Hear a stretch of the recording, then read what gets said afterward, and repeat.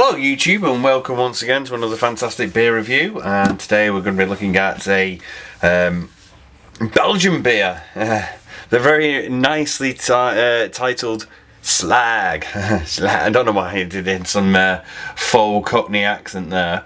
And this is from the brewery Slaghmuylder. So obviously this is where the name comes from, which is a small family-owned brewery in Belgium, Flemish part of Belgium. Apparently it's a Belgian Pils. I've had a few of these in the past and they've been okay, sort of like not really type like a German Pils, which I'm not really that keen on because they can be just too harsh on the palate for me. But these I don't know, I've never had it before, so it doesn't say what hops are used in it at all.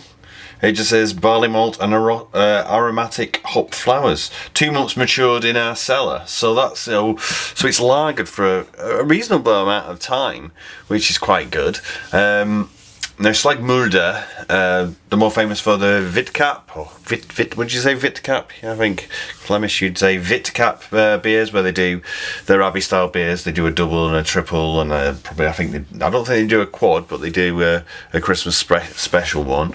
Now this £1.90 for a 330 milliliter bottle, which is really good, and I got that from Beer Moth, which is my local beer shop here in Manchester. No design on the cap, just one label as well. 1860, so they've been around for a long time, though I believe this was only first brewed in 1926, so it's a beer style, beer recipe that's nearly 100 years old now. Just be pouring this into a standard beer. It's not really a goblet, is it? I know they obviously, because it's a Belgian beer, they have their own style glass for it, but you know, if I don't have enough room for all the Belgian glasses of all the different beers. Okay, so let's get this cracked open. Might be a little bit too cold. We're just taking it out of the fridge, but it was at the front of the fridge. And I was reading somewhere that they say, it was on their website actually, that, yeah, oh, no, it's not silly. No, it doesn't. It was saying about 8 degrees serving temperature, which is about right for a sort of a Czech Pilsner. Or Czech style lager. Getting a very Germany Pils smell. There was no smoke that came out then, so let's see what the pour and the colour's like. Now straight away, I'm just looking at that. It's a very, very very light coloured, very light coloured gold.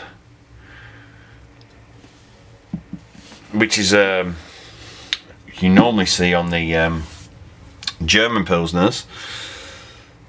So I don't know if you can see there. It looks darker on for you than it is for me. Also, there's condensation on the glass, obviously, because it's so cold. But it's very, very light. The carbonation's, you know, it's not crazy. You know, it's quite modest. The head, but just over a finger of head.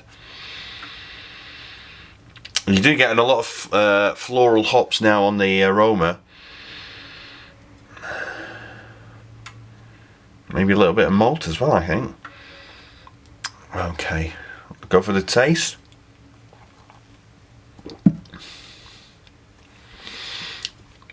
You get a very first hit of Saaz hops, I can think you taste that, but then it gets very bitter on the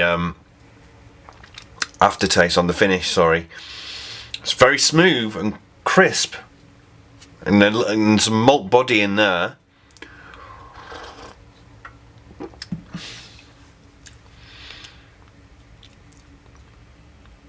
Like I say, I think obviously this is a bit too warm, so with it warmed up, I think the harshness of the hops on the finish would mellow out a little bit and become a bit smoother, because it's quite smooth.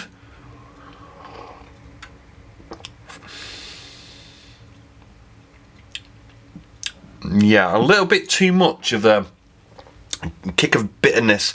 I suppose, like, you could sort it's like a hybrid between a German Pils and a Czech style Pilsner. It's okay, and then for the price, for £1.90 for a 330 bottle is very good. So it's 5% alcohol. You know, so if you like Pils, you know, I've had loads and loads and loads of German Pils that I'm not keen on at all, and this is better than that.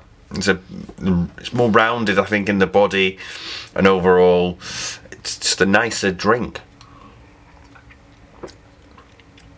I mean, for German Pils, the way to have it is very fresh, on tap in a German bar or pub, Knip or whatever you want to call it. But anyway, thanks once again for watching, and cheers.